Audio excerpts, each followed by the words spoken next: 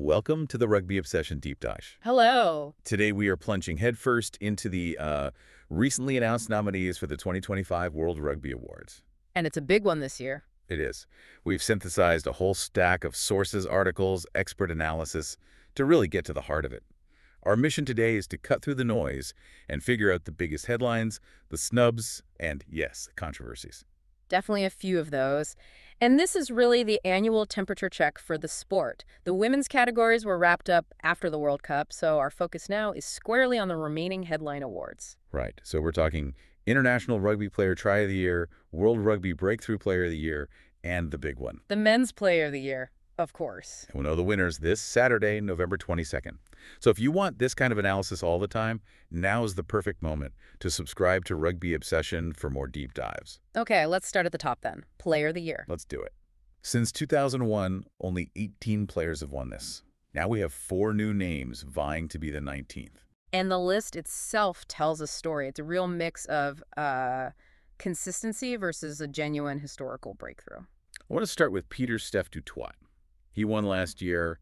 The sources seem to focus more on his continuity than, any shocking brilliance. That's exactly it. Du Toit is trying to become only the 3rd player ever to win it 3 times. So he'd be up there with Richie McCaw and Dan Carter. The absolute legends. But what's fascinating is that while McCaw and Carter were at their absolute undeniable peaks, Du Toit's run is more about sheer relentless competency. Right. The sources all say that a performance he might call a 7 out of 10 for his standards is an 8 or 9 for basically any other player. He's the definition of consistent world-class output. And that often beats flashy highlights with voting panels. Often. But the list isn't just about the veterans. We have a French challenger, Bielle-Biarrey. What's his case? Bielle-Biarrey is bidding to be the 4th Frenchman to win it, after Galthy, Dusautoir, and Dupont. He's that French flair, that attacking dynamism. But this is where it gets interesting, because some analysts did question whether he had the sheer volume of high-impact games compared to others who missed out. Okay. But his ability to just conjure something out of nothing in those key moments, well, that clearly swayed the panel. So if he represents flair, then Malcolm Marx is all about explosive power. Yeah. This is his 2nd nomination. And it's heavily weighted on his finishing. He was a joint top try scorer in the Rugby Championship. With 4 tries. As a hooker? As a hooker. It's phenomenal. He has that relentless breakdown work, but he finishes like a back. His nomination is a nod to that incredible versatility. But the real historical moment, the one that got every front rower cheering, is the last nominee. We finally have a prop on the list. A prop. Nche, Ox Nche to the world. And this is historic. He is the first ever proc nominated for Men's World Rugby Player of the Year. It feels like justice for props, finally. Absolutely. For years, the front row was just, seen as functional. Keith Wood was the only front rower to ever win it, and he was a hooker right back in 2001. So why Nche? Why now? What's changed? It's because the role itself has changed, and he is the perfect example of that. Yes, his scrummaging is phenomenal. It's a pillar for South Africa. But he's also a world-class carrier, a defender in the loose. His nomination celebrates the modern prop who influences every single phase, not just the set piece. He shattered a ceiling. And just quickly before we move on, Try of the Year was also mentioned in our sources. Oh, absolutely. And where Player of the Year is about sustained brilliance, this is about that single moment of genius. The list this year is a mix of sweeping team moves and just jaw-dropping individual skill. It's proof that creativity is still valued. Highly. And if you're enjoying this breakdown of all the awards drama, it's a great time to make sure you subscribe to Rugby Obsession. We do this all year round. Okay, let's shift from the contenders for the top prize to the future of the game. The World Rugby Breakthrough Player of the Year nominees. And the panel, Jacques Burger, Victor Matfield, Sergio Paris, they had a tough job, but this list is electric. They really got the shortlist right, it seems. They did, balancing potential with immediate impact. We can start with Fabian Holland, the All Blacks' 2nd rower. Right, New Zealand has been looking to fill those huge gaps left by Retallick and Whitelock. And Holland has just stepped in seamlessly. He debuted in July and instantly became a regular. He just has a maturity way beyond his years. And New Zealand has a history here. They've had 5 previous winners. But the competition this year looks pretty fierce. Especially from the Springboks. Ethan Hooker has had a staggering start to his international career. Staggering is the right word. I mean, he debuted and immediately played a pivotal role in handing New Zealand its biggest ever defeat on home soil. That's a career highlight for most right there. And he became a staple in their rugby championship defense. He did. He brings an intensity they needed. Then we have the code crosser, Joseph Okuso Swolai. The Wallabies rookie, a huge rugby league convert. His impact was immediate. The sources all highlight his aerial skills, his brilliance under the high ball, and just blistering pace. And like Marks, a try-scoring machine. Joint top scorer in the rugby championship. 4 tries. He represents that explosive athletic talent you can bring in from outside the traditional system. And finally, the player who had, and I'm quoting our notes here, the most glorious of rises, England's Henry Pollock. Now, I have to push back a bit here. Okay. He has less than 160 minutes of Test rugby. But he's nominated, and he was named a Lion. Is this about potential or actual performance? That's the critical question, and the sources suggest it's a bit of both. He started the year in the U20s. He ended it as a senior international and a British and Irish Lion. That trajectory is just insane. It's unprecedented. So while his minutes are low, the impact in those minutes was astronomical. His line breaks, his turnovers, his whole attitude just screams superstar.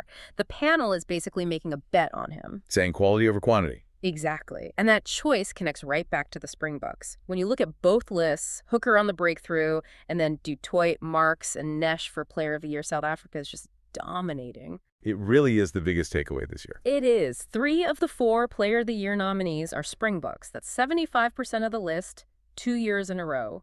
For so long, the All Blacks had a monopoly on these nominations. But the tide has turned. The tide has definitively turned. South Africa is setting the standard now. Okay, let's unpack this. Because while we're celebrating the nominees, our sources also highlighted some major snubs. We have to talk about the losers. Right. And starting with the Player of the Year omissions, 2 names kept coming up again and again. Tadhg Beirne and Finn Russell. Beirne was phenomenal. He was the Lions player of the series when they beat the Wallabies. That's a massive achievement. It is. But. There's a but. There always is. What was the reason? Our sources suggest his red card against the All Blacks earlier in the year was a major factor against him. Disciplinary records, they can sometimes tip the scales when it's this close. It's a shame one moment could overshadow a whole year. It is. And the other big miss was Finn Russell, the Messi of rugby. His omission was a genuine surprise. He had a great Six Nations, a strong Lions tour. He did, but the thinking is that the panel probably looked at Scotland's losses in the November window to New Zealand and Argentina and penalized him for it.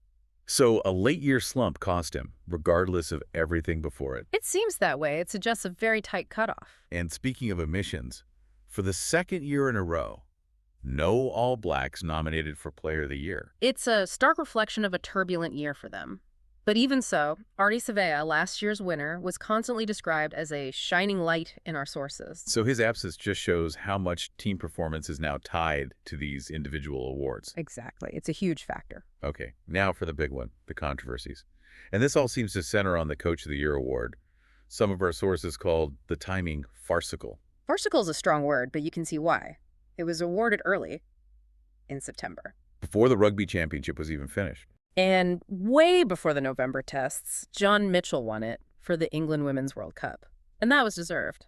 But deciding before the year was over was just a massive oversight. So who lost out because of that? 2 coaches really stand out. Felipe Contepomi with Argentina. He guided them to wins over the Lions, All Blacks, Wallabies, and Scotland, all while managing a squad spread all over the world. An incredible achievement. And then Pieter Bernard, who got Zimbabwe to their first Rugby World Cup since 1991. Both of those huge stories happened after the decision was already made. Wow. And then there was criticism about the ceremony itself. Yeah, a general feeling that it lacks luster. Instead of big, glamorous awards night, the winners are just going to be announced on social media this Saturday. So it feels a bit like an afterthought. Exactly. An afterthought in a very busy international window. So, to summarize the biggest headlines here, Ox Nche, the first prop ever nominated for the top prize. A huge moment. And the incredible lightning-fast rise of Henry Pollock from the U20s to a British and Irish Lion in 1 year. 2 really memorable stories that show how the game is evolving. And we want to hear from you. What stands out to you? Were Beirne or Russell the biggest snubs? Or was that early Coach of the Year decision the most frustrating call World Rugby made? Let us know what you think. And here's a final thought for you to mull over. The Springboks fly half, Sasha Feinberg-Mngumazulu was ineligible for Breakthrough Player this year. Right, he lost out to Wallace Satiti last year. Exactly. But many analysts had tipped him as a dark horse for the top award, Player of the Year, before he sort of fell victim to Erasmus's rotation policy. And it raises a big question. How do you balance that kind of isolated individual brilliance against team management strategies when you're judging performance over a whole year? That is fascinating stuff. If you want more deep analysis on rugby's biggest stories, make sure you are subscribed to Rugby Obsession. Thank you for listening to the Rugby Obsession Deep Dive, and we'll look forward to you listening to our next episode.